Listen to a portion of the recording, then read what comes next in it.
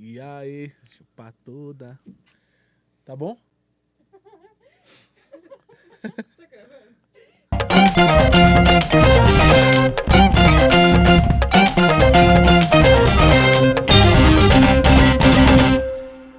Sejam muito bem-vindos a mais um episódio do TechSec Podcast, fechando o mês de julho de 2024, com um cara aí que eu sou fã.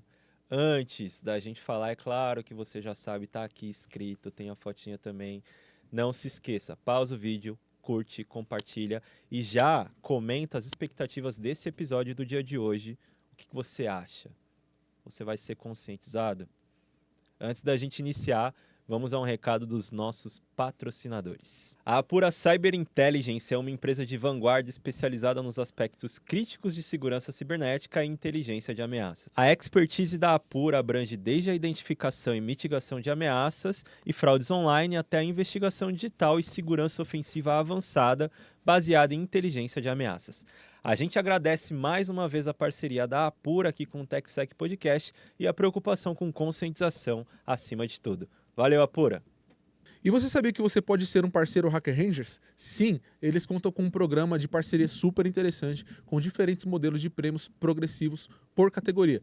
Quer saber mais? Acesse partnersrangers.com e dá uma conferida.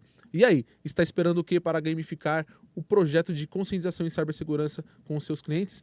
Vira o jogo contra o cybercrime com a Hacker Rangers. A gente vai agradecer também a G2 Brindes. Você empresário, você líder de empresa, você que quer fixar a sua marca, quer marcar de uma forma esplêndida. G2 Brindes personalizados com diversas categorias que vocês já sabem.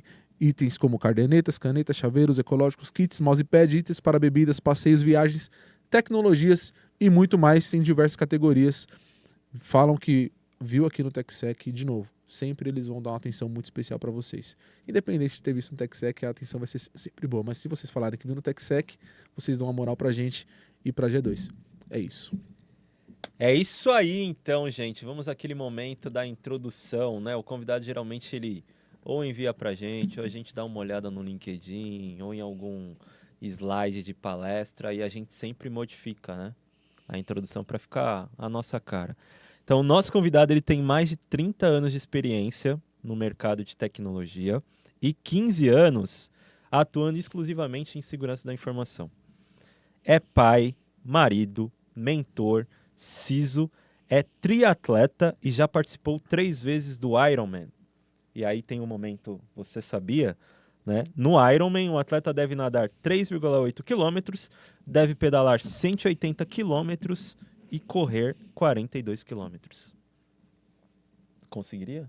Punk, hein? Meu amigo. Além de tudo isso, é ativista de cultura de segurança da informação, tema que a gente vai falar aqui neste episódio de hoje. Uma das maiores referências do mercado de cultura, conscientização em cibersegurança e qualquer outro tema de tecnologia. Senhoras e senhores, recebam no TechSec Podcast, Rodrigo Jorge. Que momento, hein? Que momento, hein? E aí, Rodrigão? Fiquei arrepiado, como diz o outro, né? De ouvir falar, a gente... É um orgulho, uma honra estar aqui com vocês. Parabéns pelo trabalho que vocês fazem, né? E é um assunto tão importante para a sociedade, para a humanidade. E obrigado pela oportunidade de estar aqui trocando um pouco de conhecimento com vocês e com a sociedade aí, que eu sei que é grande, né? A quantidade de pessoas que assistem esse podcast. Parabéns. Rodrigão, obrigado. A gente estava conversando aqui nos bastidores e você já... Fica muito claro que você trata o assunto como missão. Então, parabéns, meu velho. É uma honra pra gente ter você aqui. Muito obrigado. É um ideal. Por isso que eu falo que eu sou um ativista, né? Eu fui ler o que era ativista. Falei, pô, o que o cara é? É um advisor? É um consultor? É um especialista? Eu faço isso sem remuneração, essa parte de conscientização. É uma atividade pro bono, porque eu acredito que a humanidade precisa disso, né? E que é o que eu posso devolver. Portanto, que eu já recebi na minha vida, acho que eu fui abençoado, né? E então eu faço isso de fato, por amor à causa. Um dia eu espero, quem sabe, trabalhar só com isso, né? Mas atualmente há alguns anos eu tenho esse trabalho como CISO, como diretor, e eu posso fazer isso também nas empresas. Mas ir além da empresa para mim é o importante. E é o que vocês fazem aqui, dão voz a esse assunto, que ele é tão relevante e ainda pouco falado, tratado, explorado, né, pela imprensa, pela mídia, pelos veículos de comunicação. Então, assim, boa missão para vocês desde já. Para nós, né, meu As amigo? nossas Obrigado. missões, eu acho que elas Se convergem nesse sentido. Muito bacana. Obrigado, meu amigo. Antes de mais nada, da gente começar os trabalhos, por favor, Opa! o tradicional presente do TechSec aqui. Oh, muito obrigado. Para... Cada vez maior aí os presentinhos. Olha aí. É, a sacola tá... Já me disseram que é a sacola do Papai Noel. Olha aí que legal, bonezinho, ó. Hacker Rangers. Tão importante para a humanidade, para a sociedade, né? O que Boa. vocês entregam. Já usamos muito esse tabuleiro que está aqui nos programas de conscientização por onde eu passei, porque é bem legal quando se faz as atividades presenciais, né? Infelizmente, com o advento da pandemia e do trabalho remoto, a gente perdeu um pouco essa oportunidade de fazer as atividades presenciais nos Estar com as escritórios, pessoas, né? né? Mas sempre que tem a oportunidade presencial, esse tabuleiro aí fez sempre muita diferença, esses jogos, né? Que bacana, velho. Olha aqui Pura. pura, Isso daí que é- legal. Para pessoas que fazem triatlo é... É, sempre útil. Um abraço pro Sandro, da Boa. Apura.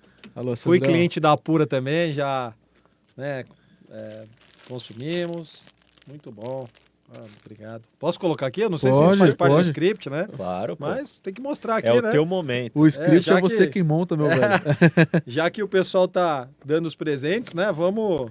É brinde ou é É presente? presente. Isso aqui é presente. No TechSec é presente. Ah, e uma caneca, cara. Legal, muito obrigado. Essa aí. é a mais querida, velho. Que legal. Vou usar e vou... Pode postar depois, não? Com certeza. Com certeza. Deve, né? Marca a É. gente. E ainda E eu também, para não... Acho que convidado eu tenho que retribuir, né? Então aqui tem para vocês também uma lembrança Ô, meu Ô, amigo. louco. lá de Florianópolis, Opa, Santa peraí. Catarina, onde eu moro. Este é o momento. Aí, gente, Aí, ó. Momento, você fica a dica. convidado. Fica a dica. Vamos abrir aqui, ó. É, ó. Show. Vamos Aí, ó, ver. Meu amigo. lá de Santa Catarina, ó. Obrigado, meu amigo. Hoje Nossa. serão devorados. Tem mais aqui. Fácil. Aí Canequinha. agora Ô, meu velho. a canequinha lá de Floripa para, não sei se já foram. Aí vocês veem quem que é a amarela e quem que é a branca, né? Enfim. Boa. E o legal é que essas canecas elas são de um grande artista lá de Santa Catarina que chama Luciano Martins. É muito legal. Quem não conhece, vale a pena. Ele pinta altos quadros, é um fenômeno. Ah, tem até assinatura, né? É. Como é o nome? Luciano Martins. Martins. É. Eu tenho quadros em casa dele, é bem, bem bacana. Que legal. É uma lembrança lá de onde eu vim. Obrigado, meu amigo. Retribuir aí a oportunidade de estar aqui com vocês. Galera, Legal. momento Hoje fica a será dica. devorado. Obrigado. Obrigado, Rodrigão. vocês. Vamos lá. Bom, antes da gente entrar na pauta, nós temos o nosso momento fun fact. Você é um cara que tem um monte de fun fact. Certeza. Enfim, eu vou soltar a trilha aqui, você solta um momento fun fact aí que você pode passar para o nosso público aí, que você entende que talvez você nunca falou, é difícil ter alguma coisa que você nunca falou, porque você está na TV, está no rádio, está em tudo, mas solta uma exclusiva aqui pro TechSec, beleza? Deixa eu soltar a nossa trilha antes. Momento Fun Fact com o Rodrigo Jorge. Tan, tarararam, tan, tan. Nó. Cara, eu não pensei em algo exclusivo, mas às vezes o pessoal não sabe, né, como que eu entrei nesse mundo, porque todo mundo acha que a gente começou fazendo aquilo que faz hoje, né? E como é que eu entrei na área de cibersegurança? Eu cuidava de uma grande rede, era um consultor de uma rede Windows 2000 na época, eu acho, ali. E um dia o meu chefe, ele, olha, a nossa rede aqui é segura. Eu falei, é segura, chefe. É segura mesmo? É segura. Pode confiar. E eu nunca tinha estudado segurança. Eu era um administrador de Windows, né? Next, finish, lá, né, que tinha embaixo. Ok, uma semana depois, ou sei lá, alguns dias depois, ele me liga e falou minha senha por telefone, né? Falei, que brincadeira sem graça é essa, né? E E aí eu fui lá e ele contou, olha, o dono da empresa recebeu uma oferta para fazer um teste de segurança aqui de gratuito. Ele aceitou. E por isso que eu te perguntei se era seguro, se não estava, né? E conclusão, o cara invadiu a rede inteira, quebrou as senhas, inclusive a minha, que era de administrador, a senha do dono da empresa, do presidente. E a partir desse dia eu falei, eu vou... Passei o maior vexame da minha vida dentro da área de segurança, que eu falei para ele que estava seguro, né? Eu quis me gabar que estava seguro, achava que estava seguro, né? E no final a gente foi invadido e eu falei, mas a partir daí eu não quero nunca mais passar por essa sensação de ser invadido, de ter a rede invadida. Coloquei as sandálias da humildade e falei, vou aprender sobre segurança, vou trabalhar com isso. Isso foi lá 16, 17 anos atrás e a partir daí eu comecei a estudar, aprender. Depois estava eu fazendo ali pentest, estava trabalhando com segurança, né? Então, esse eu acho que é um momento engraçado porque todo mundo acha, não, eu estou seguro, não vai acontecer comigo, eu sou bonzão, eu não sei o quê. E eu passei por isso e aí, mas mudou para o bem. Eu soube, acho que capitalizar. Então, acho que é um momento engraçado. Fazer do limão uma limonada. Quem tem os dois, diz hoje em dia que tem dois tipos de pessoas, né? O que já foi invadido e o que ainda vai ser invadido, né? Eu aprendi isso lá alguns anos atrás e capitalizei. Muito bom. Ô, Rodrigão, fala pra gente, é claro que você citou um pouco da tua trajetória, mas até mesmo antes de acessar esse universo da tecnologia, quem era o Rodrigo, o que você gostava, o que você queria ser, até de fato chegar hoje na cibersegurança? Cara, o Rodrigo é um cara que nasceu lá em Guarulhos, né? Cresci num bairro chamado Jardim Tranquilidade, e a minha vida era futebol e skate, né? E a partir dos 6 anos eu comecei a trabalhar. Todo sábado eu ia na feira, olhar carro, carregar sacola. Aos 10 anos eu, além disso, trabalhava no trailer como pasteleiro, na banca de jornal, para ajudar minha mãe. Então, assim, e eu sonhava jogar futebol. Só que aos 9 eu tive uma oportunidade, ali 9, 10 anos, de ganhar um computador da minha avó, né? Minha avó Tereza. Eu acho que ali mudou minha vida, né? E me ajudou. Depois eu fui estudar informática. Quem lembra da Micronews? Informática. Eu saía de Guarulhos com 10, 11 anos, pegava um ônibus e um metrô, ia para o centro de São Paulo, na Praça da República, estudar informática nessa época. E eu acho que tinha o meu primo ali, o Dimitri, que tinha um computador, e aí ele era bem mais equipado e a gente passava, às vezes, noites ali jogando, aprendendo a codar em Basic. Então eu, cara, desde cedo trabalhei, fui me virando e joguei futebol até o juvenil, assim, era goleiro, joguei Campeonato Paulista, ia andando de skate. Mas aí, a partir dos 16, eu comecei a trabalhar. Meu primeiro emprego foi como office boy na Avenida Paulista, era office boy da Parmalat, né? E aí um dia, acho que ali, 17, 18 anos, eu fui com a minha mãe na imobiliária, onde ela estava comprando ali um apartamento, e eu vi que o computador não funcionava, o cara com uma dificuldade. Aí eu virei para o dono da imobiliária e fiz, você não quer fazer um upgrade desses seus computadores? E ele olhou para minha cara, né? Um garotão daquele, fez, quero. Quanto custa? Eu vou trazer um orçamento. E eu fui atrás de um distribuidor de quanto custava a placa-mãe e não sei o quê. E aí foi o meu primeiro trabalho, assim, com Consultor, tecnologia, né? Propriamente. Eu fui... Minha mãe, quando olhou, a sala estava cheia de computador, a sala de casa, aqueles gabinetes antigos. Eu troquei as placas-mães dos computadores. Na época, fiz upgrade ali de... Acho que eu mudei para uns 486, para um Pente. Eu não lembro exatamente o que era.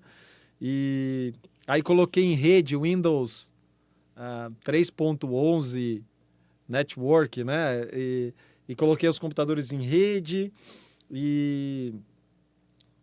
exatamente, acho que era isso. E depois eu sei que eu fui trabalhar com rede novel, e aí eu fui trabalhar, de fato, com tecnologia, mas já carreguei muita maleta.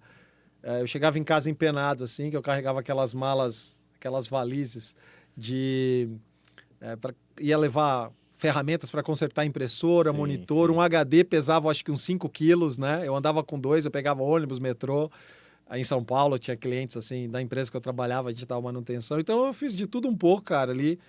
Já comecei... Às vezes a gente pensa, pô, o cara tá ali trabalhando, fazendo esse monte de coisa, né? Mas eu já virei muita noite dentro de CPD, instalando o servidor, resolvendo problema, bug. Tem gente que nem sabe o que é CPD. CPD é o Centro de Processamento É. de Dados, que era a sala da TI. E um dado curioso, Sala fria. É A tudo sala nuvem, fria. A galera acha que é tudo, tá tudo na eu já nuvem. trabalhei num CPD, que era num antigo banheiro, e a minha cadeira era literalmente em cima de onde era o vaso sanitário. Eles tiraram o vaso, colocaram uma madeira, Sério? uma madeira em cima para tampar, e certa vez a madeira cedeu, quase que eu caí dentro da fossa. Caraca, velho. Então, assim, é engraçado, a gente vai falar acho que disso, mas a informática era tratada como sempre a última sala era a sala da informática, sempre a menor, é sempre o resto. O fundo. Era um mal necessário que tinha dentro das empresas, era a sala da informática, Ficava né? no fundo, né? Na Ficava Ford no- ficava bem no fundão. Era um gasto. Era uma salinha mesmo sempre, É. né, velho? Qualquer lugar Bem era no uma fundão, salinha. né? Então a gente vem dessa época. E hoje, acho que a gente vive os anos dourados, né? Com a internet, com cloud computing, com tudo isso que existe. Profissionais mais bem remunerados são os profissionais de tecnologia, de segurança, recursos quase que infinitos para tecnologia e segurança, né? Permite a gente estar aqui gravando esse podcast graças a essa tecnologia. Uhum. Então, assim, eu acho que eu pude passar. Eu fui usuário da internet aqui no Brasil na fase beta do UOL. Quem se lembra, 1995, um dia eu fui no centro de São Paulo, na rua... Esqueci, no centro, na Folha, São Paulo. E aí me deram lá uns disquetes. E olha, instala isso no seu computador, que você vai ter acesso à internet. Antes era via BBS, Sim. aí depois eu ganhei o acesso do UOL. Instalei lá, vinha um Netscape com o discador ali. E aí eu acessei o UOL na época beta do UOL. E depois eu acho que em 96 ele se tornou comercial, ele passou a ser vendido a assinatura do UOL, né? E aí, enfim, bem interessante ver Caraca, essa você trajetória viu? e como chegou, cara. Você viu a evolução, né? A parada acontecer. Começamos, primeiro era BBS, né? Tinha, acho que era Brasil 2000, tinha Mandic, tinha algumas BBS que a gente acessava aqui em São Paulo. A gente vai falando besteira aí, depois podem dar risada, eu não lembro exatamente. Mas eu acho que era Brasil alguma coisa. E a Mandic, que de fato dava acesso à internet via BBS, né? Aham. E eu sei que tem muitos amigos aí. Então vieram da época do TK90X, do MSX, migrou ali, daqui a um pouco estava para o PC acessando a internet. E aí era a época que a internet ela era uma ferramenta ali quase que de entretenimento mais para quem está em casa, né? Depois passou a se tornar um pouco de ferramenta de recurso de pesquisa, né? E hoje é uma ferramenta necessária como uma parte do corpo, como dizem já o celular, o computador, é uma extensão do braço, eu vi essa expressão, Faz sentido. porque não consegue se viver sem o equipamento, né?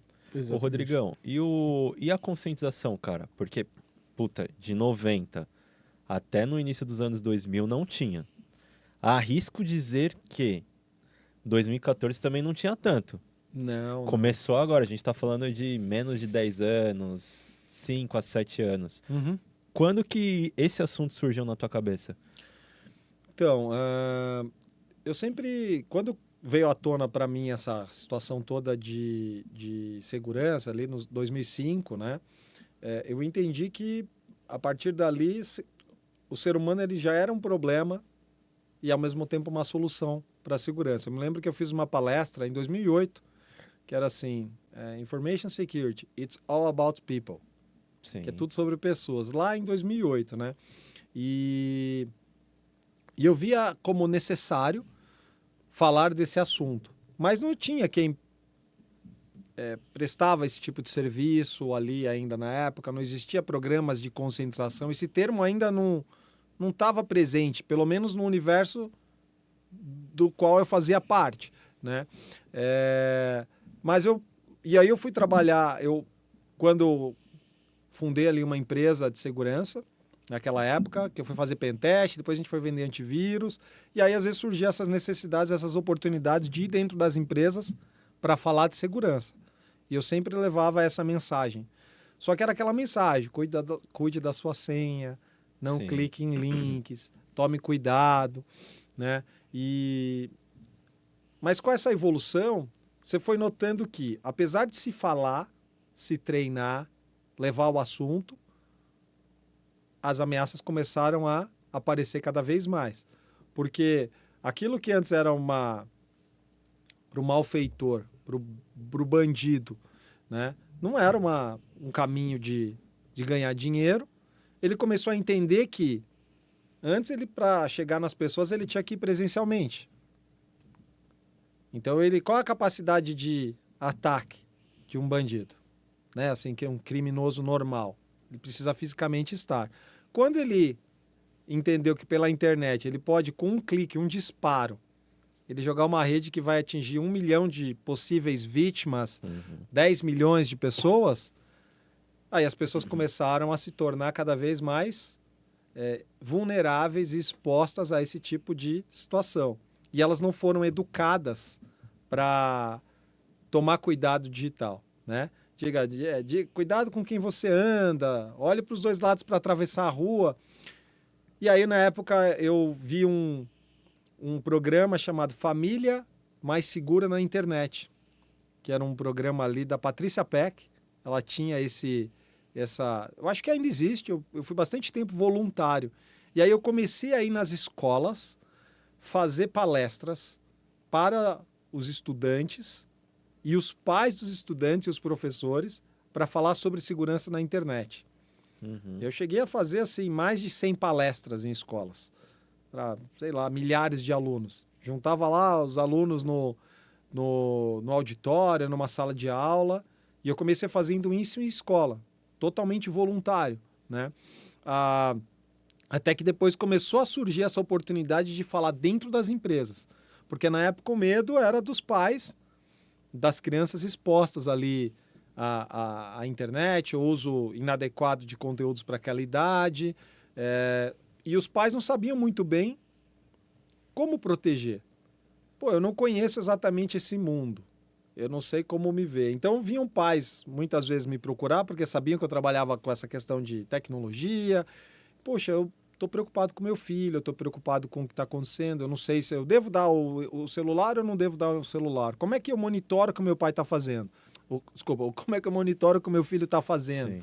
Né? Aí a gente começa a ver estatísticas e ver qual é o horário que as crianças tentam acessar mais sites proibidos. Entre 4 da tarde e 7 da noite, que é o horário que a criança chegou, o adolescente chegou em casa, e o pai ainda está trabalhando, ele está sozinho. Então, ele tenta acessar aqueles conteúdos inadequados, né? E eu sempre me vi, poxa, eu entendo um pouco disso. Eu uso a internet há tanto tempo. Eu preciso falar disso. E foi aí que surgiu, assim, de mim, esse ideal e essa situação de falar. E aí eu fui para a imprensa, comecei a falar, buscar oportunidades na imprensa de falar a respeito disso, né? E, enfim, aí já vão... acho que uns 15 também anos aí, falando disso um pouquinho. Bacana. E levando... sempre evoluindo, tentando estudar. E eu acho que isso surgiu daí, Gustavo, essa conscientização para mim, né? Ela veio fora, teoricamente, assim, do mundo corporativo e foi mais nesse mundo das crianças, dos adolescentes, dos pais. O que você mapeou, Rodrigão? O que você mapeou de dor? Eu entendi que você falou a questão de acesso, de sites, mas o que você mapeou de dor para esse nicho que você falou assim, cara, é isso, essa galera precisa ouvir isso, eu preciso evangelizar essa galera sobre esse tema? Cara, por exemplo, olhando para pais, ainda voltando lá, que foi onde eu senti a situação, né? Eu, por exemplo, fui chamado uma vez para ir numa casa de uma pessoa que o filho pegou um avião e foi para outro estado. Por quê? Porque ele foi aliciado por alguém e mandou uma passagem aérea, e esse era um adolescente. E aí, por exemplo, a gente foi lá nesse computador fazer uma perícia ali, junto até com a polícia, né, com os pais ali. Eu fui ajudar a quebrar a senha daquele computador para tentar levantar logs do que tinha sido conversado, com quem. Aí se descobriu que tinha uma passagem aérea. Caraca. Que foi colocado, né, porque eu acho que adolescente podia viajar com 16 anos já só com o documento, sem a presença dos pais, tem alguma questão assim, né? Eu teve pai de falar assim, poxa, graças ao que você me falou, Que eu legal. descobri que minha filha estava sendo aliciada. Bom feedback. Escola de me colocar assim e falar, olha, eu preciso que você que você ajuda a gente a investigar aqui esse celular.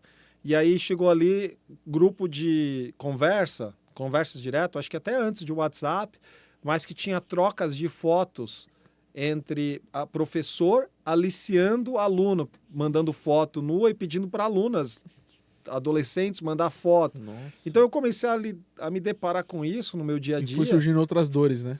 E vão surgindo dores de pai, e aí depois vai na empresa. A empresa que é vítima de uma invasão, que é vítima de uma extorsão. Então, o meu dia a dia, a partir do momento que eu comecei, eu virei a chave para trabalhar com segurança e fazer isso, o meu dia a dia só foi deparando com mazela e mais mazela ligada à internet, né? Isso me deixa bastante triste, assim, e até um pouco angustiado, vamos falar.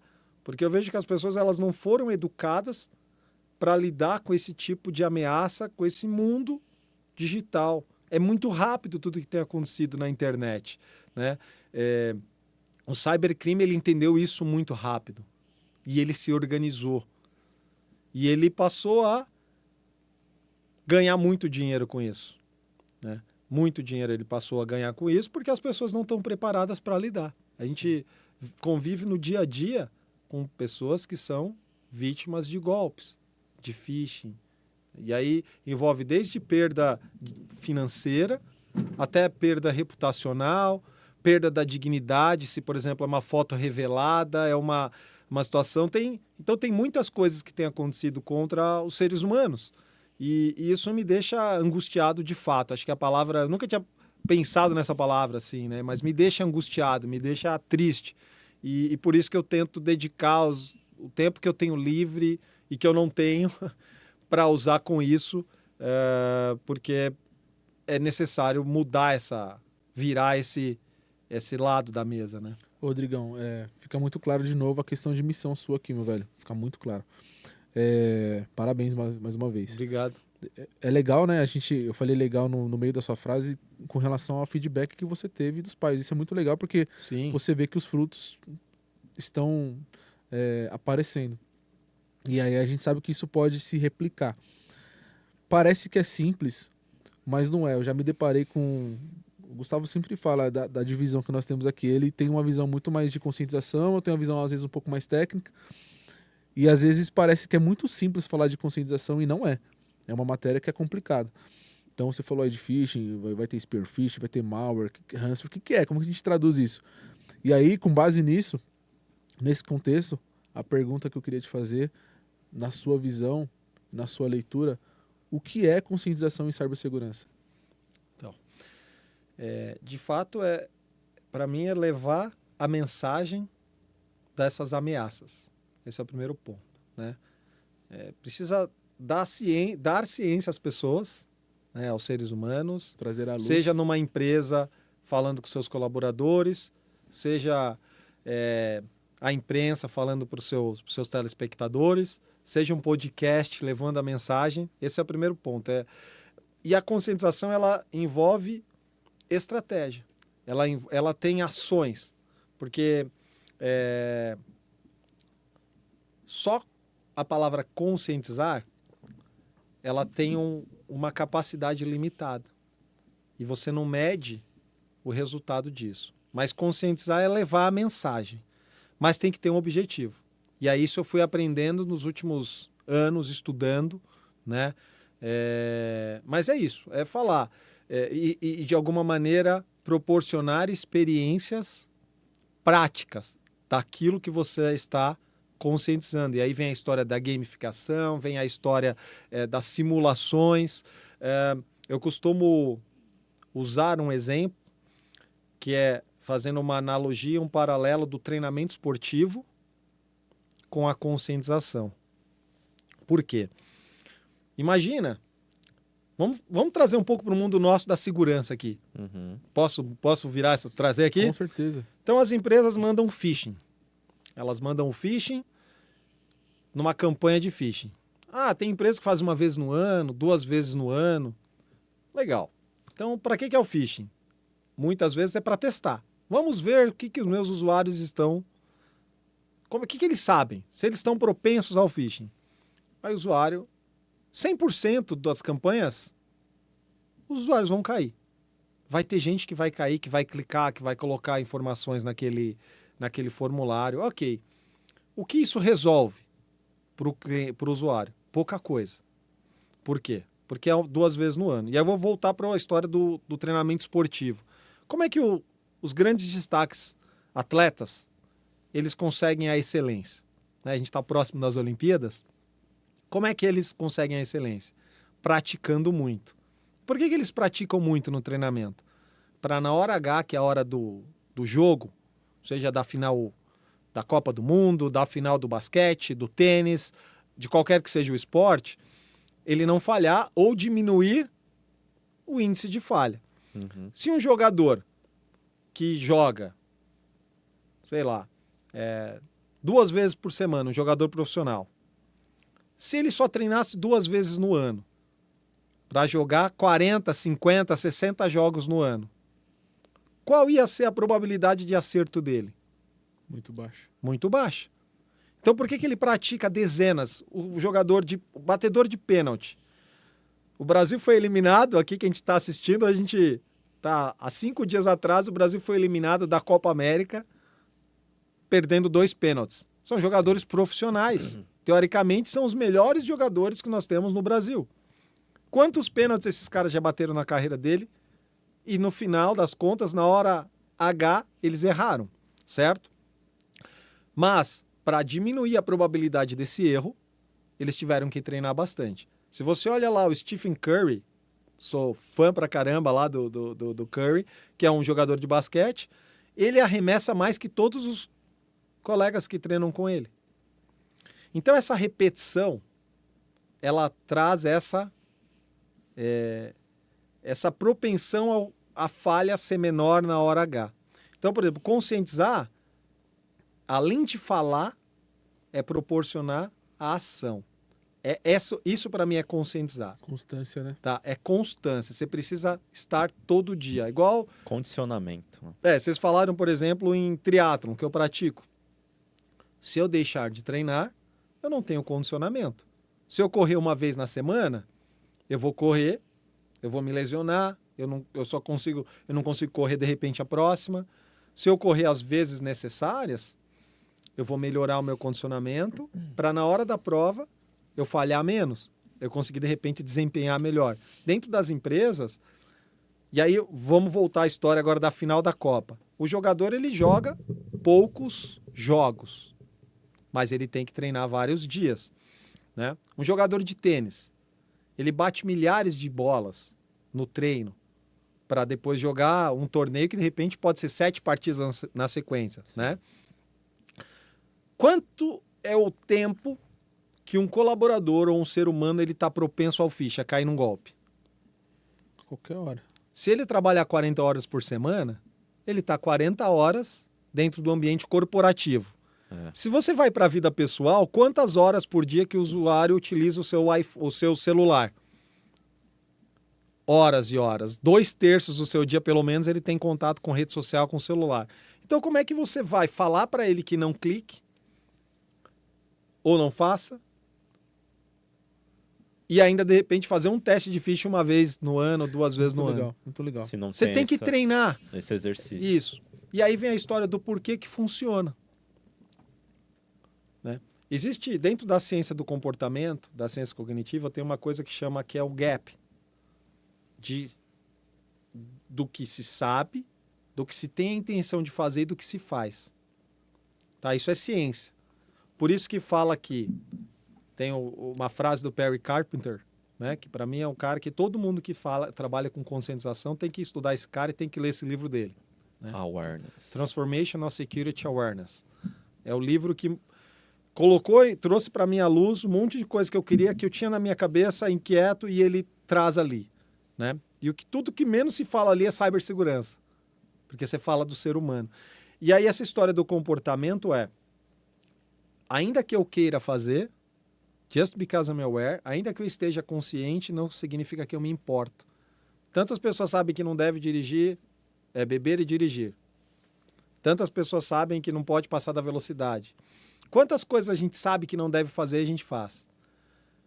Quantos planos nós fizemos no final do ano, no dia 31 de dezembro, e quantos % daquilo a gente conseguiu executar no ano?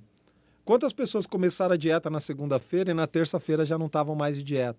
Ou começaram a treinar porque precisa de uma questão de saúde, ou fazer uma prática de saudável, sabendo que aquilo é importante. A pessoa tem a consciência que aquilo é importante.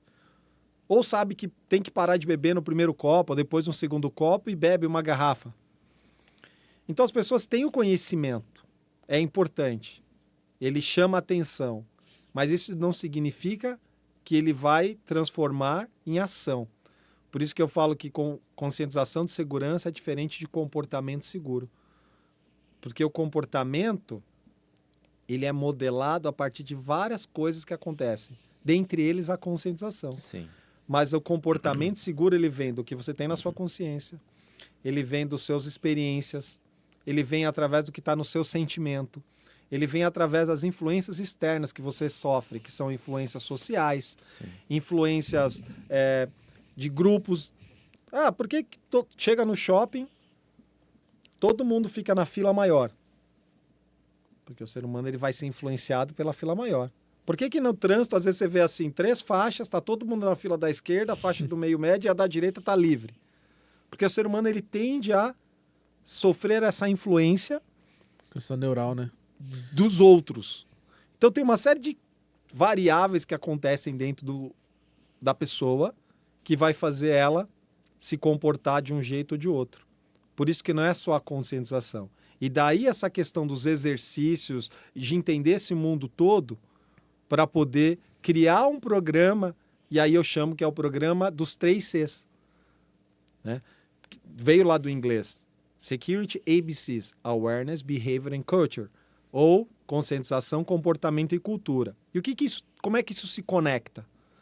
Conscientização, todas as ações, palestra, gamificação, phishing simulado, dia da segurança, jogo de tabuleiro, o que se quiser fazer, escape room, o que se quiser fazer. A gente fazia lá o jogo de torta na cara. Então, no dia da segurança presencialmente, um dá tortada no outro. Tudo isso é conscientização. Mas tem que ter um objetivo, para não ficar no oba-oba. E o que é o objetivo? É você mapear como que as pessoas estão se comportando e aí você conseguir modelar o comportamento. Eu sei que as pessoas estão propensas a falhar nisso, a não executar isso, a compartilhar uma senha, sei lá, a clicar num phishing. E aí você vai criando situações que vão gerando a experiência de ter falhado por parte daquela pessoa, daquele ser humano. E aí quando você analisa, faz uma vez, ele falha uma vez, ele falha o segundo, ele pode não falhar mais o terceiro. E aí você cria cultura. Então é a conscientização como ferramenta que modela o comportamento e é o que é... Para quê? Para criar cultura. E o que é a cultura? É como a pessoa se comporta de fato. Né? Tanto que existe uma frase do John Childress que ele fala que a cultura é como você se comporta. É quando ela é natural, quando você está agindo de forma natural. Você não precisa, às vezes, desse conteúdo. Não precisa do conteúdo. Tanto que tem pessoas que, de repente, agem de forma segura sem nunca ter assistido uma palestra de conscientização. Perfeito. Porque ele tem outras experiências que o levaram a agir daquela maneira. E por que essa simulação ou esses exercícios, eles funcionam? Porque a natureza humana, ela está na zona de conforto. Tá dizendo que o ser humano... Não é eu que estou dizendo, é ciência do comportamento. Leia ali, tem os livros, tem o material, tem uma baita bibliografia que eu posso passar e indicar, né? Eu estou preparando um livro, inclusive, sobre isso, né? Que eu devo lançar no final do ano. E aí vem... Porque é em português, a gente não tem essa literatura em português ainda. Então eu sonho lançar isso. Para quê? Para trazer esse conhecimento para a maior quantidade de pessoas acessá-lo, né? Mas... O que diz isso? Por o ser humano estar na zona de conforto, se você não gera uma experiência de desconforto, o cérebro tende a mudar o comportamento? Não. Então é assim. Porque tá no conforto. Porque está no conforto. E o estar no conforto é errado? Não. Sim. Isso é a natureza humana. Né? Quem começou fazendo conscientização? Nós que viemos da TI. A gente entende de computador. Computador, hardware e software. 1 e 0. Né? Ligado ou desligado, não é o binário? Não tem o se. São 2 variáveis. Quando você vai para o humano, tem esse conjunto de variáveis que eu falei. E aí, uma delas são essas experiências. E aí, quando você tira ele da zona de conforto, o cérebro ele vai se modelar a se comportar de uma maneira que não se depare de novo com aquele desconforto. Tá? Então, quando a pessoa clica no phishing simulado, o cérebro dela ele apaga-se, ele dá um flash naquele momento. É a mesma sensação, quem está assistindo vai lembrar disso e vai ter ouvido muito sobre isso. Bateu a mão no bolso, o celular foi roubado. O meu mundo caiu. As pessoas usam essa expressão. Nossa. Sim. Entrou em casa e a casa tinha sido roubada. É uma sensação de impotência. Chegou para pegar o carro não está lá. Ou então parou no semáforo, o ladrão te roubou. Você perde o chão, foge o sangue da boca. Sim. Porque aquilo gera esse sentimento de desconforto no cérebro do ser humano. E aí, ele fala, eu não vou mais seguir aquilo que eu não vou mais passar por essa rua, que senão eu vou ser roubado. Eu não vou mais sair e deixar a porta sem o cadeado. Eu não vou mais clicar nesses links que eles me enviam. Eu vou tomar cuidado com o phishing. Por quê? Porque gerou uma situação de desconforto. Mas tem gente que clica em todos os phishings, porque tem outros fatores que estão levando a pessoa a se comportar daquela maneira. Mas, de um modo geral, a repetição nos exercícios e simulações, ela resolve essa situação do comportamento, porque você consegue medir. Dentro da empresa, se você mede cliques em phishing e reporte, que é quando o usuário ele encontra aquela ameaça e manda de volta lá clicando, tem várias soluções, né? Inclusive Hacker Rangers, ele encontrou o phishing, ele devolve para o time falando isso é um phishing, isso é modelo de maturidade, de segurança, por exemplo, tem do SANS, tem, né, alguns, tem o do Perry Carpenter e do Kay Roher, que está no livro, The Security Culture Playbook, pode dar uma olhada lá, ou nesse Transformational Security Awareness. Esses 2 livros trazem esses modelos ali, né?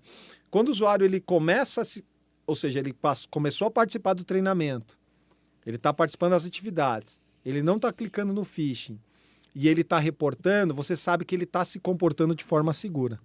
É uma forma de medir, isso é comprovado. Sim. E eu já tive essas experiências de você começar a fazer, você vê essa curva da quantidade de cliques está aqui em cima e de não reporte. E aí, no longo do tempo, na linha do tempo, você vê que ela se cruza, Sim. isso. Conhecimento, comportamento seguro aumenta e o inseguro ele diminui, né? São gráficos que eles se cruzam ali, né? E então, assim, para se ter resultado em conscientização, a minha experiência e o que eu estudo e o que eu vivi mostra que precisa ter ciência por trás. A gente já precisa fazer de uma forma diferente, de uma forma que tenha planejamento. Alguém investe dinheiro em alguma coisa sem planejar? Raramente, né? Tirando o que a gente vê lá em Vegas, quando vai para a DEFCON, né? Os caras soltando dinheiro no meio da rua, no meio da danceteria, em qualquer lugar, né? Mas é coisa fora da nossa realidade. Sim. Não tem ninguém que faz isso. Tudo tem que ser planejado. Sim. Então, eu preciso planejar um programa de conscientização, comportamento e cultura. Eu preciso medir, eu preciso entender para onde eu estou indo e o para quê. Então, acho que são pontos interessantes. E daí o poder do clique. O poder que essas ferramentas, né, como Hacker Rangers e todas as ferramentas desse mundo que existem, desse segmento, elas proporcionam que essa experiência do usuário de clicar e se frustrar e modelar o seu comportamento, ela de fato vem à tona e se tenha um resultado lá do outro lado. É interessante porque isso daí, ele sempre está atrelado a um aspecto... É legal você trazer essa questão da ciência, porque o phishing, na maioria das vezes, de novo, ele está ligado a um aspecto de sentimento. Uhum. Então, sei lá, tomei uma multa. Gera aquela ansiedade, né? Será que eu tomei a multa? Então você quer validar. Você ganhou o valor tal, clique no link, pô, ganhei. Então é um sentimento que gera na pessoa ali.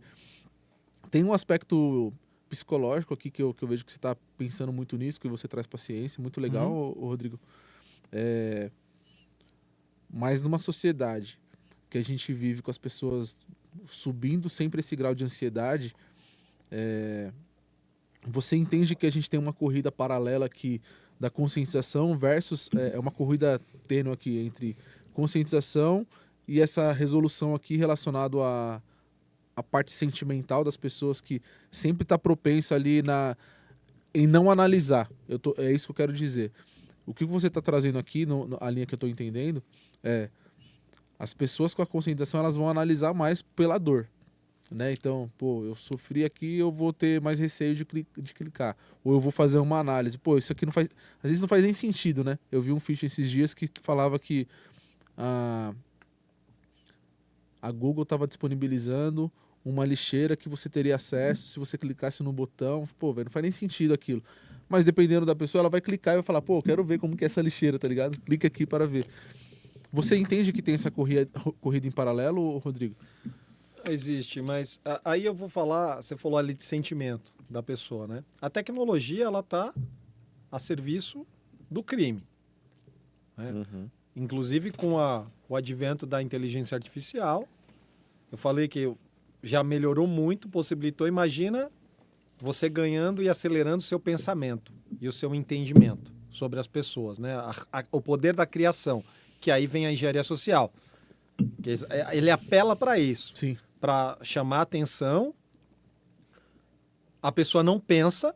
Então, de 10 mil pessoas que ele mandou aquele tentativa de golpe, de repente, 500 naquele dia procuraram passagens aéreas, e aí quando chegou o link, ele achou que era de passagem aérea. Perfeito. Porque ele estava procurando aquilo, então aquilo está na cabeça. Ele sabe que de 10 mil vai ter uma pequena parcela de pessoas que vão estar com aquilo na sua cabeça naquele momento. Ele vai pescar alguém. E ele vai pescar alguém. Então a tecnologia está aí. Mas olhando para o ser humano ainda de volta, né, o ser humano foi taxado, e até hoje ainda é, como o elo fraco da corrente, ou como o vilão dessa história. Só que quem foi que estudou o ser humano e as suas capacidades? Voltando aqui no que a gente falou. Quem começou essa história toda de conscientização e segurança é quem instalava antivírus, né? Eu me lembro que o Zilo veio aqui, um abraço para o Zilo, né? E ele falou que ele foi instalar antivírus, não é? Foi o Zilo que falou isso aqui, no podcast dele. Que sim. Se não for, depois aí vocês cortem aí, tá? Edita lá. Mas eu tenho quase certeza que foi o Zilo. Que ele falou que mandaram ele instalar antivírus. E ele começou a trabalhar com informática instalando antivírus, né? Então eu estava acostumado a lidar com o computador. Então você programava o computador. Ligue e desligue. Sim ou não. Ativa ou não ativa. Permita ou não permita. E de repente você começou a olhar para o usuário, para a pessoa e falar assim, não clique, não faça, não compartilhe, não use. Só que o usuário é diferente do computador, voltando naquela história. E não estudou, então, essa pessoa, esse ser humano. E como é que então eu vou programar o ser humano? E aí vem esse fator de falar assim, não, o humano cria todos aqueles memes sobre o ser humano. O usuário é o elo mais fraco da corrente, onde é que está o problema? O problema está entre a cadeira e o teclado. Isso é problema de BIOS. Né? Quem está assistindo aí que é das antigas ainda sabe o que é BIOS. Hoje em dia ninguém sabe o que é BIOS, mas BIOS é o sisteminha que está ali rodando, né, na placa-mãe do computador, certo? E aí fala que é o problema de BIOS, né? Ou BIOS. Mas o que é o BIOS? É o bicho ignorante operando o sistema. Então tudo isso sempre menosprezou o ser humano. Sim. E tratou o ser humano como um problema. Se ele é um problema, eu não vou me importar com o ser humano. Eu vou querer me cercar de tecnologias, vou criar ferramentas de segurança, o antivírus mais moderno, o EDR mais robusto, né? O sistema de monitoramento de comportamento do usuário ali na estação do mais completo possível, e o ser humano vai sendo deixado de lado, Sim. certo? Só Perfeito. que o ser humano, ele é quem toma as decisões de usar ou não usar, é quem cria a política e quem burla a política, é quem, se tratado como uma figura não boa, uma figura fraca, esse ser humano, ele... Pô, o cara tá falando que eu sou fraco? No Japão eles ensinam isso, né? Eu fui criado muito com a cultura japonesa. Então, diz assim, se o pai fala, meu filho não presta, meu filho é ruim, meu filho, ele não sabe nada, o filho vai ouvir aquilo e vai ele inconscientemente, ele fala que eu não presto, que eu não sei nada, então eu também não vou fazer nada, eu não vou ser nada. Então como é que você vai colocar isso, vai influenciar o comportamento? Então, de certa maneira, a própria tecnologia, a segurança influenciou esse comportamento do usuário. Faz sentido. Porque ele não foi dado importância, né? Vocês têm o dado lá da pesquisa do IDC, não tem? Sim, Sim. isso que eu ia perguntar, essa polêmica, na verdade. Porque você fala muito dessa questão de conscientização, engajamento, treinamento, mas segundo o IDC, do ponto de vista de investimento, a gente tem que para a conscientização, para treinamento, apenas 3% Menos de de investimento. 3%. Menos de 3% de investimento. Uhum. Qual que é a solução? Por que isso acontece? Então, a indústria, ela tem culpa nisso.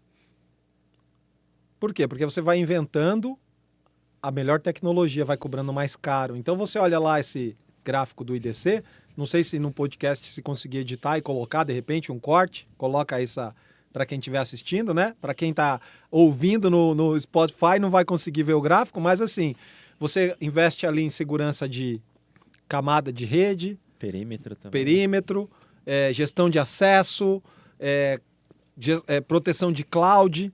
Então você está investindo em muita coisa. Mas quem é que está colocando para funcionar todas essas soluções? O ser humano. Quem é que está escolhendo a solução e como implantar? O ser humano.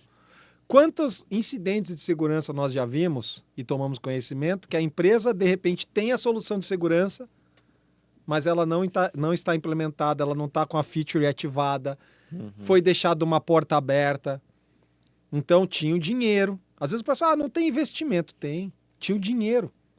Alguém foi lá, comprou a solução. Às vezes tem a solução, inclusive. Tem a solução e está desativado. Eu comprei a solução de backup, na hora que tive problema, precisei restaurar o backup, não tinha o backup, não funcionava. Exato. O restore não funcionava. Então tá ligado ao quê? Ao ser humano. Porque foi o ser humano que criou o backup, que criou o procedimento, Que manipula, que né? teria que ter testado. O ser humano é quem cria... fala, os 3 pilares da segurança é tecnologia, pessoas e processos. Mas quem é que cria e usa tecnologia? As pessoas. Quem é que cria os processos e burla os processos? As pessoas. Quem é que cria as pessoas e programa as pessoas? As pessoas. Sim. Então, no final das contas, é tudo ligado ao ser humano. Perfeito. E aí, nessa história da pesquisa, o ser humano foi deixado de lado, porque a indústria foi vendendo novas soluções, foi trazendo soluções, os investimentos foram aumentando, mas a curva que mostra a quantidade de incidentes, ela descola cada vez mais. Sim. E nos últimos 5 anos ela descolou muito. Então fala, eu tô colocando dinheiro, eu tô gastando mais dinheiro, eu tô comprando muito. Mas eu tô sendo cada vez mais vítima de novos incidentes. E aí começou a entender o quê? Que aquele carinha lá que era tratado como o problema, de repente a solução pode estar nele. Porque os incidentes que nós vimos, mais de 65% está relacionado a erro humano, ou uma falha humana. E essa falha é alguém que clicou no phishing, é alguém que esqueceu de aplicar um patch que não atualizou, é alguém que deixou uma porta aberta, um servidor aberto, ou sei lá, um recurso na internet exposto. Então tudo está ligado ao comportamento humano. Então por mais que eu coloque dinheiro em tecnologia, a tecnologia não está dando conta mais. Então, Até para treinar a tecnologia. Você está falando de ferramentas muito caras, velho. Às vezes a empresa investe, eu já vi isso, em uma super tecnologia, mas não tem uma pessoa capacitada para usar. Para usar, né? Então... Hoje, num fórum, a gente estava discutindo e a pessoa falou, olha, que teve um caso, hoje um caso está aí na imprensa, né, de uma empresa que foi super invadida, e aí estavam falando, a empresa comprou, é como você comprar uma Ferrari e não ter um piloto que sabe pilotar a Ferrari. Então, de repente, para que comprou a Ferrari? Porque a indústria, ela quer vender. A indústria, ela é sedenta por vender novas soluções, não é assim? Perfeito. Todo dia tem novos lançamentos. Às vezes é até a mesma solução, eles criam essa sopa de letrinhas, né? Agora estamos chamando aquilo que era assim, estamos chamando, sei lá, de XDR. É a mesma coisa, para poder vender. Aí a pessoa que não entende fala, eu quero comprar uma solução de XDR. Pô, mas você já tem. A solução está rodando aí dentro do seu ambiente, só que não tinha esse nome bonito.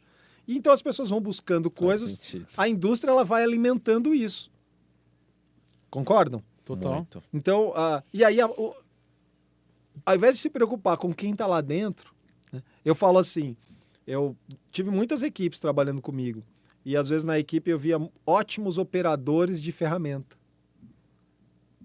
Mas aí você vai falar com a pessoa numa visão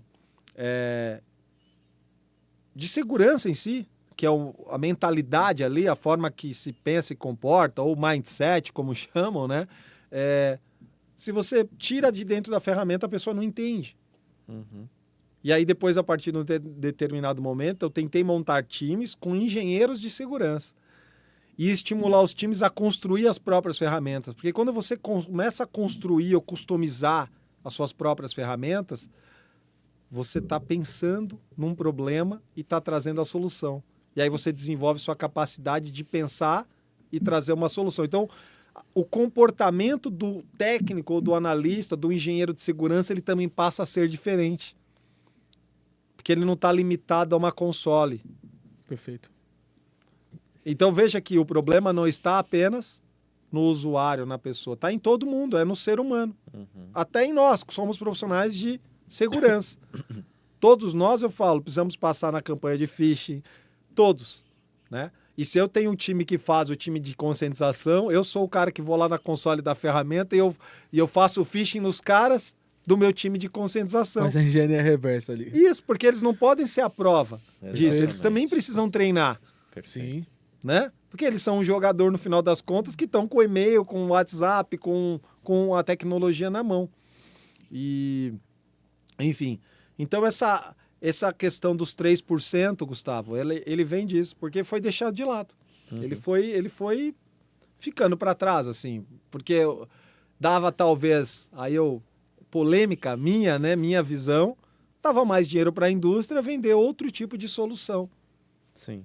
Porque ela criou uma solução chique, cara. Só que se a gente olhar os ataques de hoje em dia, eles exploram, em sua maioria, o quê? Falhas básicas de segurança. Ausência de patch, correto? Portas abertas indevidas, privilégios excessivos dentro dos ambientes. Isso custa dinheiro para corrigir? De certa maneira, não. Ele está ligado ao comportamento do administrador do sistema, do cara de segurança. Então, sei lá, eu vou dar um exemplo. Eu tenho lá no Windows. O Windows ele já traz um monte de recursos de segurança. Basta você entrar lá e ativar. E fazer o que chamam de hardenização, né? Ou você exatamente dá esse Tuning, né? esse tuning ali para melhorar. Mas o cara instala, não atualiza. Eu estou usando o navegador. O navegador está um mês ali te dizendo que você precisa atualizar. E você não atualiza. Putz, que chato esse pop-up. O meu Windows aqui fica reiniciando. Tudo bem que a Microsoft podia colaborar e pedir menos reinicializações no momento da atualização. Correto? Então veja como a experiência ela é frustrante. O usuário... uma vez me falaram assim, segurança não pode se tornar o DPV. O que é o DPV? Departamento de Prevenção à Venda. E aí eu falo, exato, porque o cara está trabalhando ali no ambiente, ele precisa vender. Se ele não vender, eu digo, o vendedor, sei lá, uma empresa, uma indústria de livros, lá o cara da Hacker Rangers, ele tem que vender o Hacker Ranger, a licença dele. Se a área de segurança da empresa começar a bloquear, gerar dificuldade, na hora que ele está na ligação com o cliente, o computador reinicia, ele quer mandar uma proposta, não consegue mandar, você está atrapalhando aquela experiência dele. Então você está jogando contra. Mas aquele cara, ele vai vir fervendo em cima do pessoal da TI para falar o quê? Olha, eu preciso trabalhar. Por quê? Porque se ele não vender, ele não cumpre a meta, ele pode ser demitido e ele tem a família dele esperando que ele venda. E o cara da segurança precisa que ele venda para pagar o nosso salário, que é do time de segurança. Então veja que todo mundo tem a sua... É um time. Só que se você gera essa experiência negativa no usuário, criando bloqueios, resistências, experiências ruins, ele sempre vai jogar contra você porque é da natureza humana. Né? Ele vai tentar burlar suas regras, ele vai boicotar as coisas de segurança. Tem aquele cara que não entendeu que vai ter uma campanha de phishing, o para que a campanha de phishing, que é para treinar. E aí ele vai clicar em todos os e-mails só de raiva. Só de raiva. Você já viu isso? Oh, Tem o que fala, eu clico em todos, mas clica por quê? Raiva. Eu clico porque eu sabia que era phishing. Isso. Eu clico só para ferrar aí os índices do seu programa. Porque ele tem alguma mágoa, alguma experiência negativa com a área de segurança. Sim. Porque bloqueou ele num determinado momento, né? Então, assim, a segurança ela tem que ser parceira. Você tem que, primeiro, para funcionar um bom programa, o combinado não sai caro. Você precisa ir lá no usuário, precisa fazer uma abertura do programa, precisa se comunicar bem, falar o que ele vai fazer, né? A gente estuda que para um programa ser bem sucedido, ele precisa ter uma comunicação boa, e a comunicação ela tem que ser gráfica, ela tem que ser clara, ela tem que ser eficiente. Para quê? E com o objetivo de você ganhar corações e mentes. Então, se você ganhar o coração do usuário e a mente dele, ele vai entrar naquele programa com você, ele vai vestir a camisa, ele vai engajar, e se um engaja, ele engaja o do lado. Perfeito. Porque ele vai influenciar a pessoa que está do lado dele. Exatamente, cara. Então, só que se você não fala nada, manda um teste, depois fala que o cara caiu, expõe ele, esse cara vai ficar contra segurança, ele vai gerar um trauma e ele nunca mais vai te apoiar nas suas iniciativas. Ou se é aquela semana da segurança uma vez por ano e só isso, né? Exato. Não, vai ser até divertido, mas como é que você vai treinar? Você vai treinar uma vez no ano para jogar 365 dias no ano? Não dá, né? Isso Não dá nem pra chamar de treino, né? Não dá, velho. É um, sei lá, um coletivo. É um coletivo, né? É um rachão. Rachão, né? Como chama, né? É um rachão. O coletivo é antigo. É. Ô, Rodrigo, cara, neste momento, tem muita gente que ou já está no mercado de conscientização, atuando aí dedicado a esse tema, ou quer entrar. E esse é um episódio de uma referência em conscientização aqui no nosso país. Que dica que você dá para essa galera? Principalmente agora para a galera que quer entrar no mercado de conscientização. Então, para quem quer entrar no mercado de conscientização, precisa estudar. Precisa ler a respeito. O quê? Então, infelizmente, a gente tem poucas fontes de leitura no Brasil, né? Eu tenho me dedicado a escrever artigos e publicar, fazer workshops online. Tenho material, quem me encontrar no YouTube, tem um material meu em português. Agora, eu quero lançar o livro, né? Tô trabalhando nele para o final desse ano. Mas aí você tem fontes interessantes em inglês. Então tem que ler o Perry Carpenter, Jessica Barker. A gente pode soltar depois uma lista de livros interessantes. Boa. Mas a Bíblia, eu falo de segurança da informação, de conscientização, é esse livro do Perry, que ele é em inglês, Transformational Security Awareness. Amarelinho, né? É o amarelinho. Por quê? Porque ele foca exatamente no ser humano. Como o ser humano funciona. E se você entender como o ser humano funciona, você vai ser bem sucedido nas suas iniciativas dali para frente. Eu digo que foi o livro mais importante que eu li na minha carreira inteira de cibersegurança. Bacana. Foi esse livro do Perry. E ele virou um ídolo e uma referência para mim. E hoje eu posso dizer que eu converso e a gente troca ideia e a gente...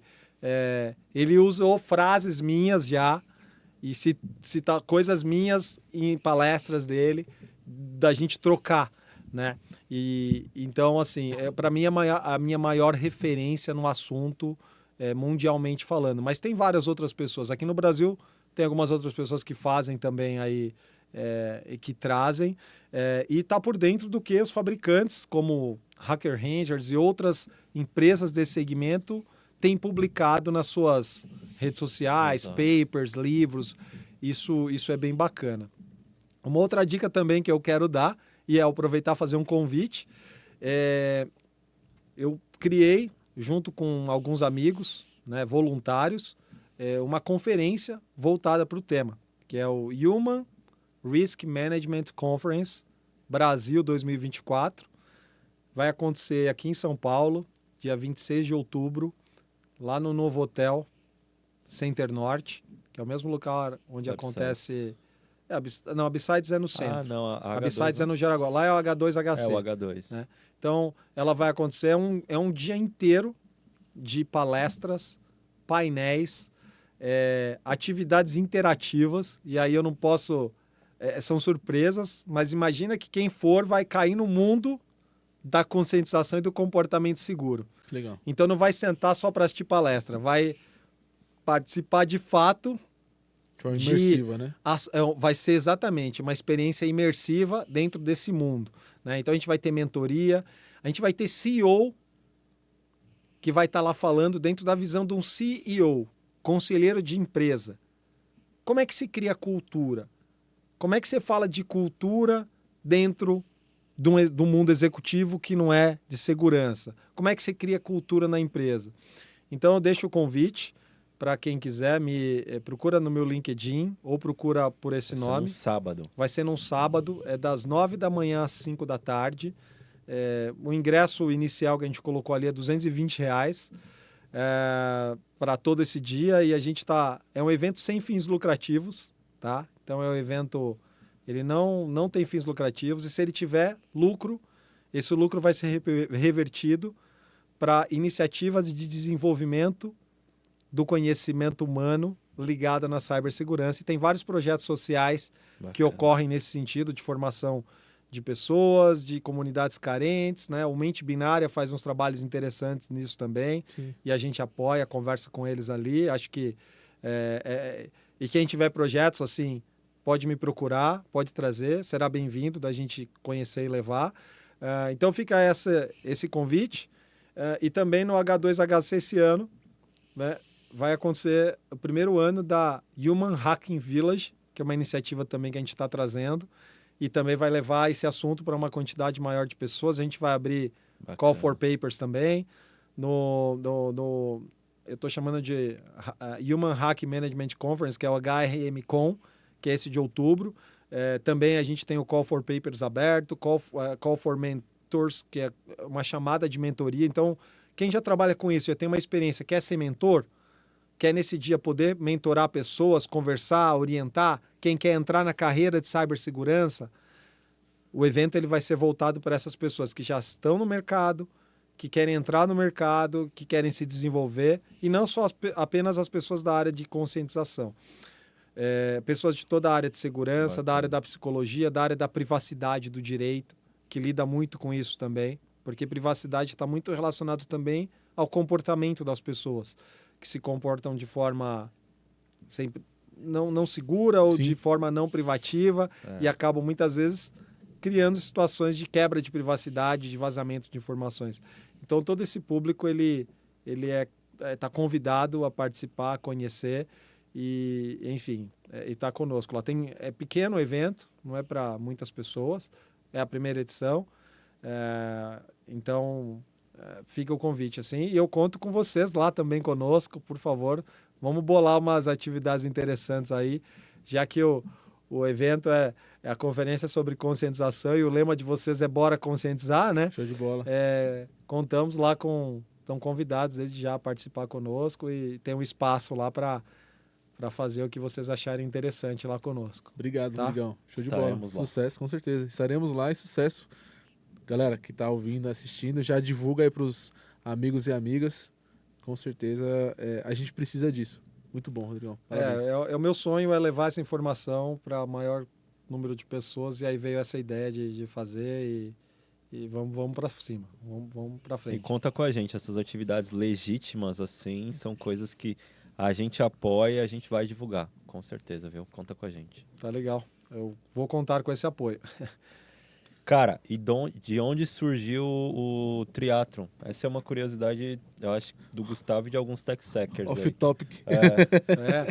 Cara, eu comecei correndo, né? Eu vou contar rapidamente. 2014, trabalhando bastante, engordei muito além do meu peso. Aí chegou um dia no trabalho que eu fui levantar assim, travou minha coluna e eu não conseguia ficar em pé. Eu fiquei andando bem corcunda assim, com a mão quase no chão, né? Uhum. E aí eu fui num fisioterapeuta e aí ele me analisou, ele fez, ó, você tá todo torto. Eu falei, pô, será que tem jeito? E aí eu falei, vou tentar correr. Eu jogava tênis só na época. Era o peso? Era o peso, a coluna, tava numa qualidade ruim. Não tava me alimentando bem, comendo ruim. Jogava tênis 3 vezes por semana ali, 40 minutos. Era alguma atividade, mas não era regular, eu não me dedicava àquilo. E aí eu falei, vou correr. Aí fui correr uma vez, tive muita dor de cabeça. E aí eu falei, pô, eu preciso corrigir a coluna. E aí eu fiquei 6 meses cuidando da coluna, e aí eu comecei a correr. Foi assim, eu corri, comecei a correr a primeira vez na rua, eu fiquei fazendo esteira um tempo, aquele elíptico. Aí eu fui correr na rua. A primeira vez que eu corri tipo 3, 4 quilômetros, né? E pô, deu bom. Aí eu fiz uma corrida, 2 meses depois eu fiz uma corrida de 5 quilômetros. 1 mês depois dessa de 5 quilômetros, eu fiz uma corrida de rua de 10 quilômetros. Aí eu, pô, não estava correndo nada, em 3 meses eu corri 10 quilômetros. 2 meses depois disso, maio, junho, julho, agosto, 3 meses depois disso, eu corri uma meia maratona, 21 quilômetros. Ô, louco. Aí eu fui para Vegas, na Defcon, com o meu amigo Spooker, Rodrigo Montoro, e ele tinha feito uns Ironmans, né? E ele já tinha feito um Ironman, acho que naquela época, ia fazer outro. Aí ele falou, eu me inscrevi para o Ironman.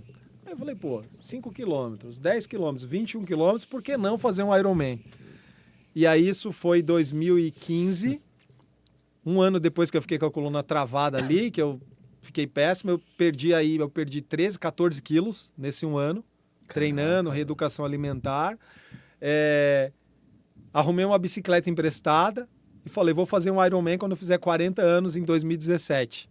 E começou assim, e eu em 1 ano e meio, ali menos de 1 ano e meio, eu treinei, aí eu fiz triatlon, comecei os triatlons mais curtos, mas nesse ano, 1 ano e meio, eu fiz ali 4, 5 provas de triatlon, da menor até um meio Ironman, eu fiz 3 meio Ironmans, 3 meio Ironmans antes do Ironman Brasil, e aí em 2017 eu fiz o primeiro Ironman ali. E mas você sabia assim nadar, andar de bike a longa distância? Cara, bike eu sempre andei, porque assim, eu criança, que moleque. Louco isso, cara. Nadei algumas épocas, assim, na época do colégio, eu participei de Olimpíadas colegiais que eu ia nadar, sem treinar, mas eu ia lá, participava, até medalha eu ganhei na época, assim. Por quê? Porque era revezamento, tinha os caras que nadavam bem, né?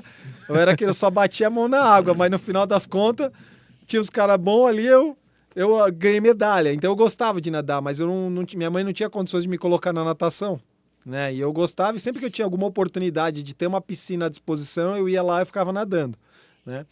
Então eu tinha ali uma base, e depois acho que com uns 20 anos eu entrei na natação, por mim. Então eu ia toda noite nadar.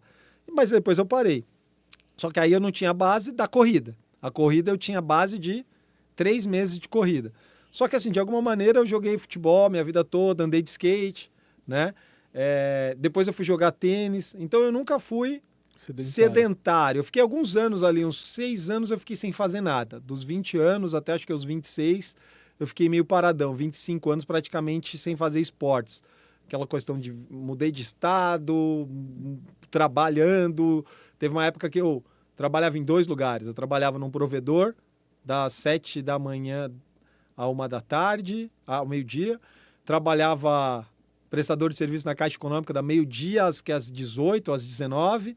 E depois de 19 eu estudava à noite. Então, assim, eu não tinha tempo para fazer. Sim. Foi o momento da vida que eu tinha que trabalhar, né? Então eu deixei de fazer. Mas aí depois veio o triatlon, e aí eu já fiz 3 Ironmans ali, eu adoro, Caraca, velho. fiz 12 meio Ironmans, que é a metade disso tudo aí, e eu falo, a minha mulher fica brava, eu falo que eu quero fazer 10 Ironmans até os 60 anos, eu tô com 47, ainda tenho mais 13 anos para fazer mais 7 Ironmans, o ano que vem eu vou fazer, o quarto, se Deus quiser, Cara, deve ser uma loucura esse Iron Man, É, com velho. certeza. Cara, falando bem rapidamente, o Ironman, ele é... A prova em si é legal, né? Porque é o dia da coroação. O duro é o treino, porque você chega a treinar 20 horas por semana. Eu gosto bastante de treinar sozinho, então, pô, nos treinos de bike você treina 6 horas de bike sozinho. Mas eu tive um burnout muito sério no passado, né? E uma das coisas que ajuda e sempre me deu um pouco de sanidade mental ali, quando eu saio para pedalar, você passa às vezes 5 horas sozinho, sem falar com ninguém, sem o celular. Então é você com você, pensando, refletindo na vida. Quando eu treino, eu tenho muitas ideias do que eu faço. Às vezes eu, sei lá, de manhã posto alguma coisa no LinkedIn. Por quê? Porque eu estava correndo, ouvindo um podcast. Te inspirou. Ouço bastante o podcast de vocês ali e vários outros conteúdos que eu gosto. Eu consumo bastante podcast esportivo ali, de triatlon, de corrida também. E aí vem aquela ideia e eu chego, escrevo. E então o esporte veio o triatlon por isso, porque ele é intenso, é um estilo de vida. Todo dia você treina, tem dias que você treina 2 vezes por dia. E para esse nosso ritmo que trabalha com cibersegurança, que você está lidando com o risco o tempo todo, com a pressão, com o medo, né? Porque quem trabalha com segurança, que não tem o medo de lidar com um incidente, de ser invadido,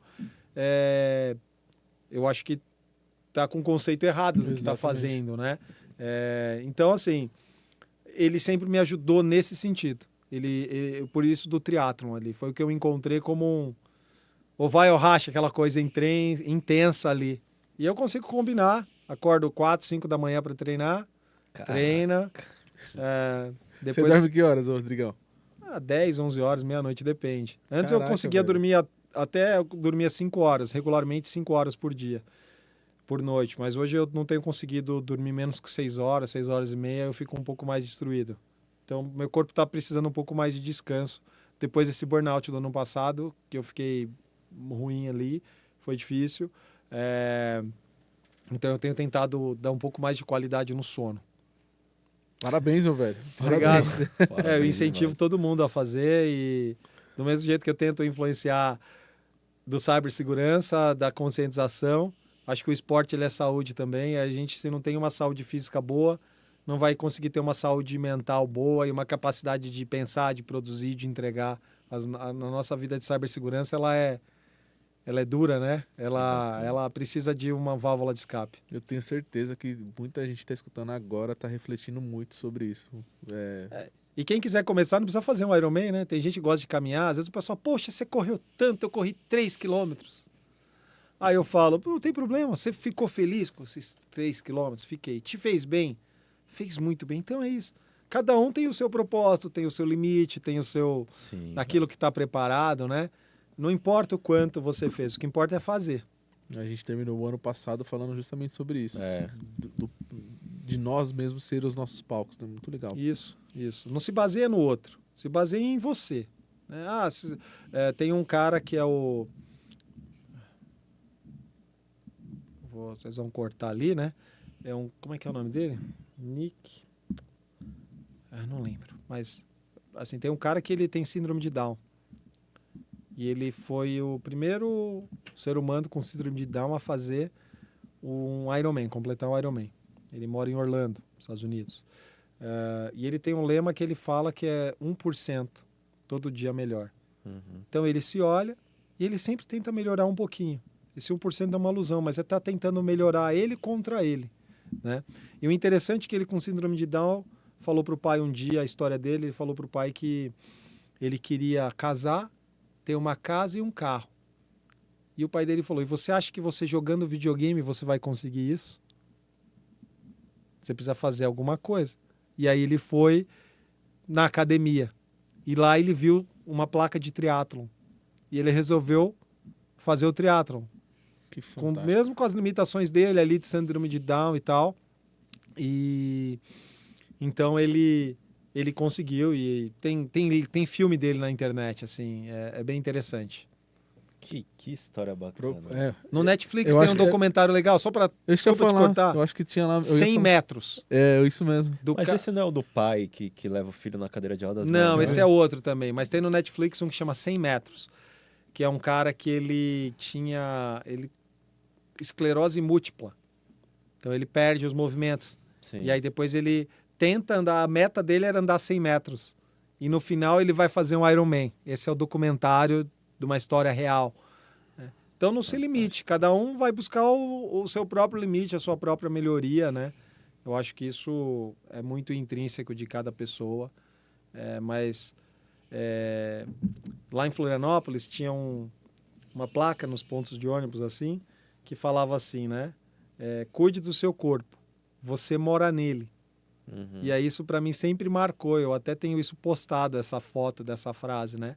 No final das contas, a gente tem que cuidar de onde nós moramos, senão a gente acaba, né? A gente vai ter problemas. É a conscientização aí, acontecendo É. em Floripa. Funcionou. Exatamente. Porque a conscientização era para tudo, não é só para cibersegurança. Né? Exatamente. Comportamento humano é muito abrangente. Cara, que legal. Muito bom. E falando em conscientização, galera, a gente chega no nosso momento Hacker Rangers. Lembrando, o momento Hacker Rangers é aquela dinâmica gamificada. Para você ir agora, corre lá no LinkedIn da Hacker. Se você acertar a resposta, você concorre aí a 80% no curso de Security Awareness Officer, de formação de um profissional de conscientização, ou no curso de Contra-Engenharia Social. Fechado? Não se esqueça que ao responder, adicionar as hashtags Momento Hacker Rangers e TechSec Podcast. Pergunta na tela: como verificar a segurança de um site antes de fazer compras nesse site? Opção A. Confira se o site tem um design agradável. Letra B. Avaliar se há saldo suficiente em conta para efetuar o pagamento. Ou letra C. Verificar a reputação do site e buscar avaliações reais de outros usuários. Tá difícil? Corre lá agora e responda no LinkedIn da Hacker Rangers. Fechado? Depois desse episódio aqui, né, galera? Ajuda aí, né? Muito bom, Rodrigão. A gente chega agora no nosso outro momento. Já teve aí o momento do Fun Fact. O momento do fica a Você dica Sabia. No momento fica a dica de traga presentes pros hosts. Esse é um momento importante, gente. E agora tem o momento, bora conscientizar, que é aquele momento da tua mensagem para o nosso público. Legal. Mais uma mensagem. Eu vou voltar na mensagem sobre a importância da gente fazer pelo outro. Tá? Tem uma frase que diz que a palavra move e o exemplo arrasta. Então, tente fazer pelo outro algo que você saiba, algo que você é bom, algo que você tem disponível. Se voluntarie em alguma questão, seja conscientização, seja segurança, seja aquilo que você queira. Uma pessoa é boa do esporte, sei lá, tem pessoas cegas que precisam de alguém para correr do lado dele, porque ele tem a limitação, né?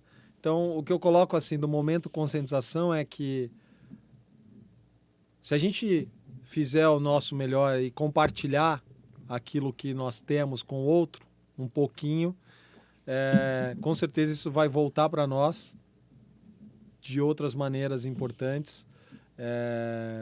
E sempre vai ter alguém precisando de uma palavra, de uma mensagem, de um minuto do nosso tempo. Então, assim, olhe para o outro com um olhar diferenciado e sempre com uma oportunidade de fazer, e não só de receber. Acho que essa é a mensagem, né? Porque no final é dando que se recebe, é assim que eu aprendi. E aí eu quero encorajar vocês aí que estão assistindo ou ouvindo. Eu costumo ouvir o TechSec via Spotify, né, que eu faço no meu momento de atividade esportiva. É quando eu consumo esses conteúdos, né? Então, para quem está assistindo ou ouvindo, pense como você pode fazer a diferença na vida de outra pessoa usando aquilo que você sabe, usando aquilo que você... aquele dom que você teve, aquele conhecimento que você adquiriu, desenvolveu. Pense nisso. Eu acho que essa é a minha mensagem final para as pessoas que estão aqui conosco. Pô, cara, você é um cara bem legal, velho. A gente Obrigado. a gente já se viu em eventos e tal, mas, putz, você é uma referência realmente. Parabéns aí pelo ser humano que você é, viu? Muito obrigado. Parabéns pela história, parabéns pela pessoa que você é, meu velho. A gente começou falando que você tenha isso como missão, questão de conscientização, e a gente consegue ver, não no sentido literal, mas sentir de fato o brilho nos olhos. Quando eu falo brilho nos olhos, eu falo no sentido literal, porque você falou da pessoa que não enxerga, né, que tem a questão da visão. Mas essa pessoa também pode ter um brilho teoricamente, de querer fazer algo por alguém, e você faz isso com louvor, meu velho. Parabéns. Obrigado. Eu tento. Por inspirar pessoas aí e, enfim, sensacional, velho.